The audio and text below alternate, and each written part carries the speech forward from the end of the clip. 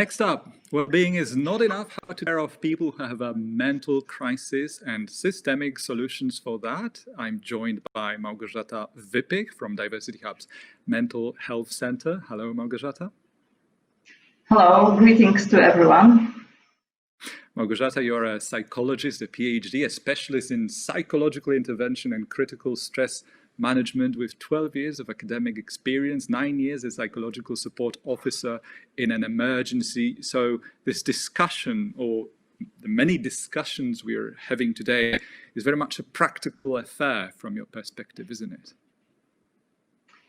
Yes, of course, and I'm listening to the speakers. I'm very happy that they show very pragmatic attitudes towards any kind of support for people who may feel excluded due to their state. And if we talk about my experience, how to deal with those who are mentally excluded, I would say.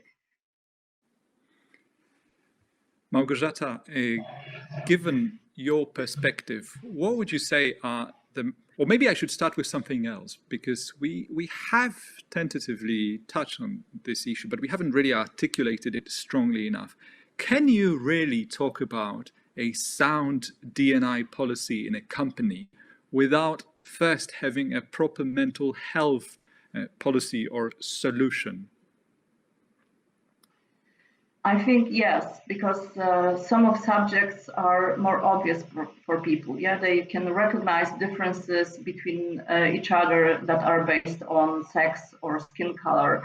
But if we talk about mental health issues, those are not so well seen. Yeah, we need to read people. We need to learn how to recognize that someone has some kind of psychological crisis. So I think that it's nothing surprising that D&I started with different areas, and now many organizations are open to start talking about mental health.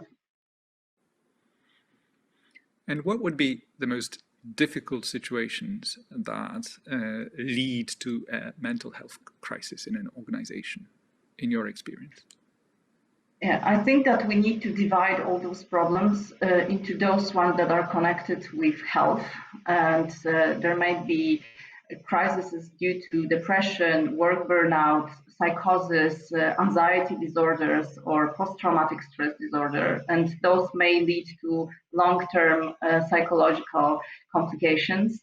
And then we have the other scope of problems that may appear because there are kind of life issues, incidents that we can't predict, that it's a kind of fate that it happens to us, like problems with somatic health or losing a family member, or also situations that there is a kind of natural catastrophe and we lose our belongings, we have our house on fire. So those are critical situations, and this approach of organization toward people in this kind of crisis should be a little bit different than when we talk about people who may go through mental health disorders.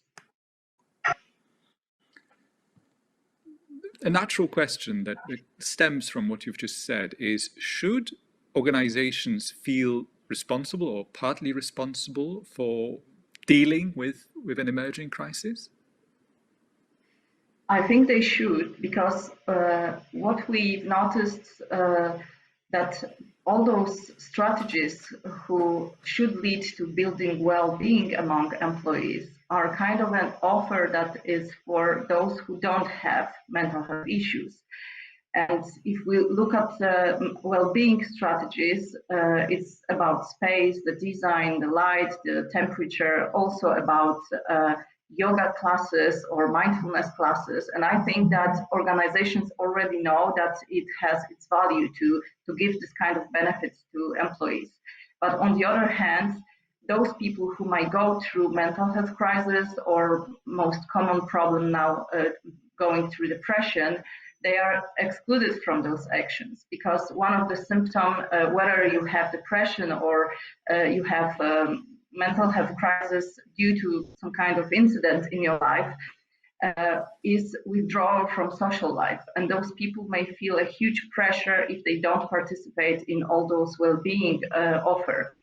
So if we need to look at those people, recognize them, and create a space for them to talk about it and make them feel safe. So if we build a systematic approach to helping those people, they will also feel included in the strategies of well-being.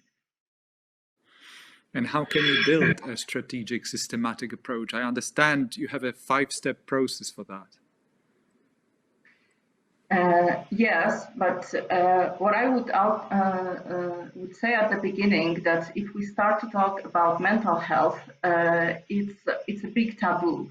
So it requires a lot of education. So we start from raising awareness of people, and the very first step is just to talk openly about mental health, yeah, and to name this situation that can lead mental health crisis, how to recognize people, how many people are on the same boat. So I would say that the first stage is raising awareness in our companies. And then it's good to give opportunity to all managers to train them in skills of psychological support. So we give this kind of bunch of skills to managers, how to lead a conversation with an employee who may have some kind of psychological crisis, with full respect to his personal intimate limits. So this is the second step, to prepare managers to have those tough conversations. Then we also need to prepare managers to know how to manage their teams to avoid work burnout. And this is more connected with stress, with analyzing whether my team or team members are enough assertive or over responsible to protect them from going to this path of work burnout. And the other step would be to prepare employees to help each other. Because if we have a person with mental health issues, they don't only need very urgent emergency help at the beginning of the problem, but they will also need some kind of everyday basic psychological, emotional support from each of team member. So for those people, sometimes when they go through a crisis, they are afraid of speaking up about it, because they are afraid that someone will say something, like grip yourself together, or you are overreacting. Yeah, so sometimes people stay very alone in this crisis because the environment, the team doesn't know how to react. So the next stage is to prepare teams to react on this situation. So in fact, to whoever I want to speak about it, I will feel secure that they know how to react. Yeah. And the next step would be also to prepare big solutions in case of emergency situations. Yeah, because sometimes manager can be surprised by bad information from employee. Yeah, like someone can come and say, I have a tumor. And again, it's a kind of stress. It can be even acute stress, very strong. So many managers say that they have a feeling of losing control in this kind of situation. So when they are equipped in the protocols, how to behave, to whom I should call, that I can reach for an expert, and they are trained in those protocols, it's also a very important stage of preparing all organization to helping those people. You're certainly most right when saying that the protocol is needed, procedures are needed. Now that I think about it, it sounds a little on the, when we're dealing with someone with a traumatic experience, what really matters is an organization's capacity, ability to have a proper first reaction, first response, even on a purely emotional level, because we tend to kind of remember and base our judgments and reactions on the authenticity and quality of this first reaction. Could you please comment on that? Yes, but if I talk to people that they should use protocol, it may seem somehow unhuman. So if I react to the protocol, it may seem that, it's not very empathic. But the problem is that many people are too empathic. And if they want to help and they use this emotional empathy, they start to feel the same, and they are not very good supporter, because they start to be overwhelmed by the same emotions.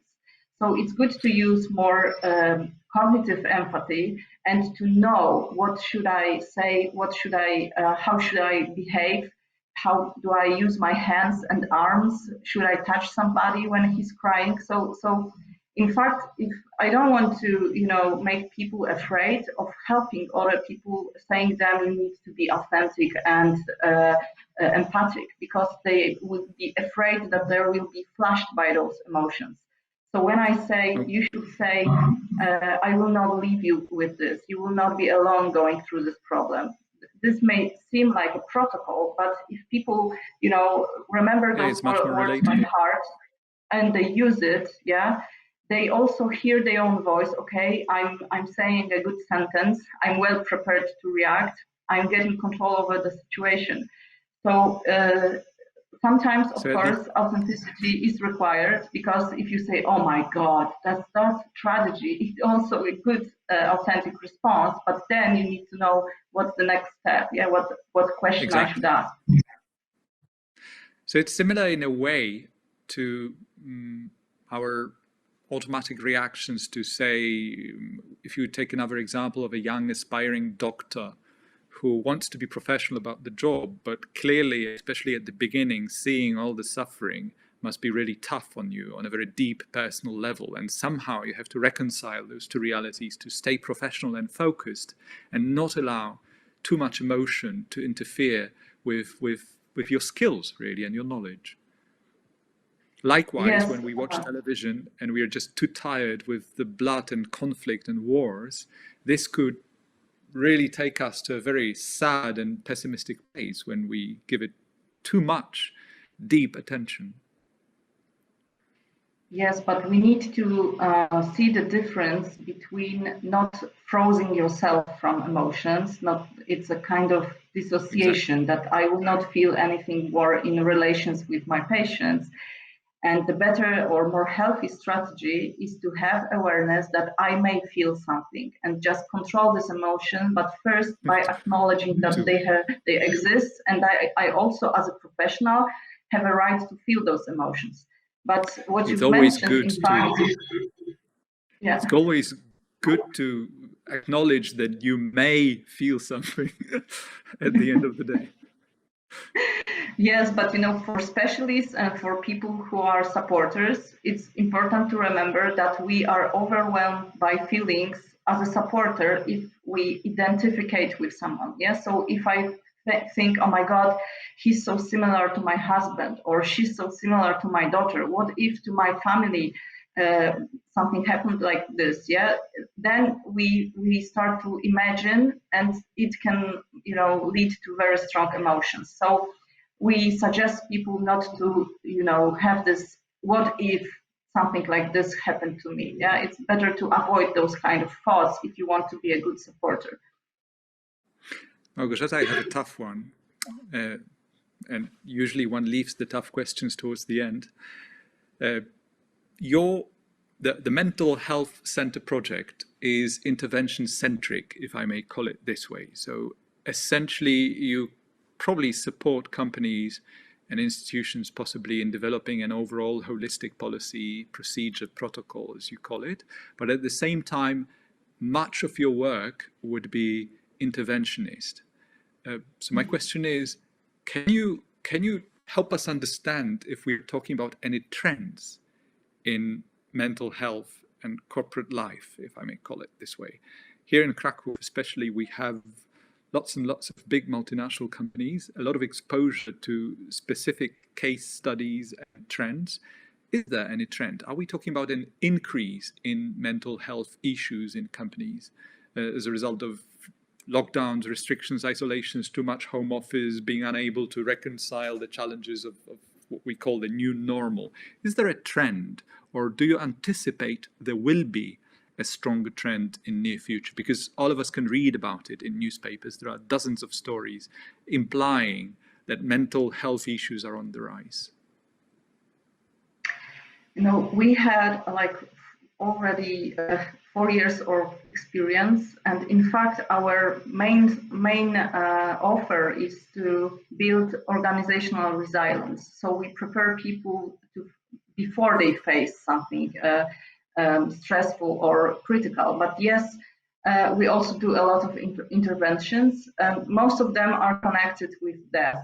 As those are the toughest situation that organization decide we will not be able to manage it ourselves.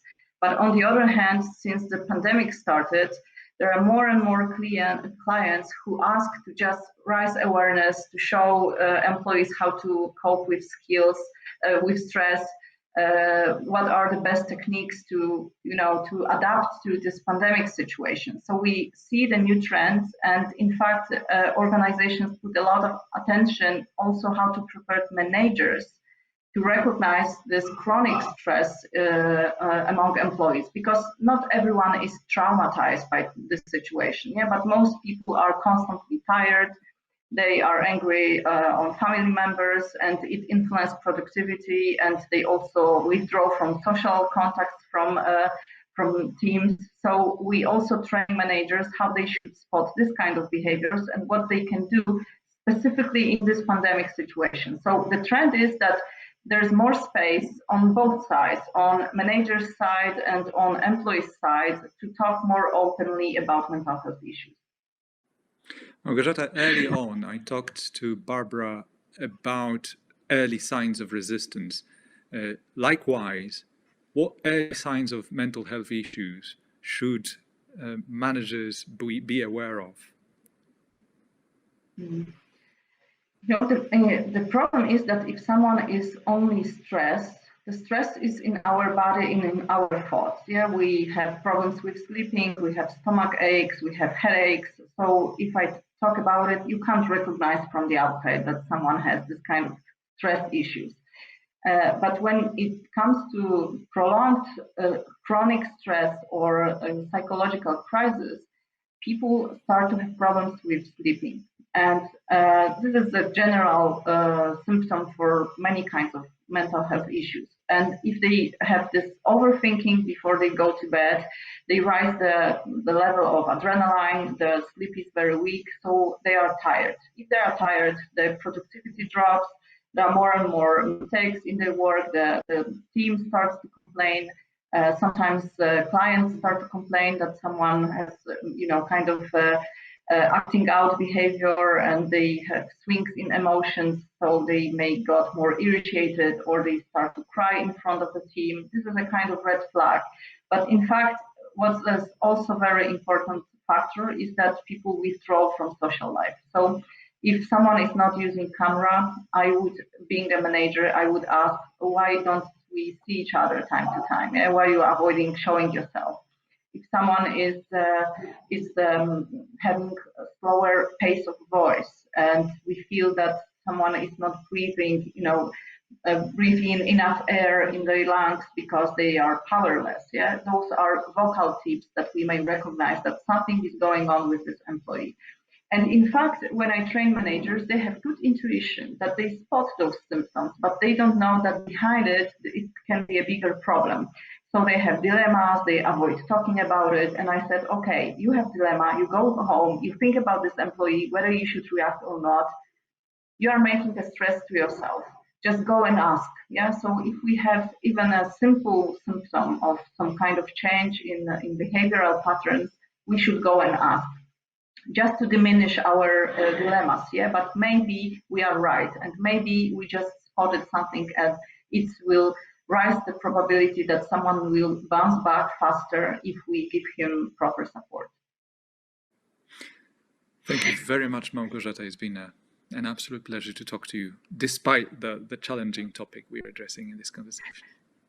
I just want to say at the beginning that tomorrow at 9 o'clock, I will be on Zoom in Mental Health Expert Corner. So I invite you to talk with me tomorrow as well.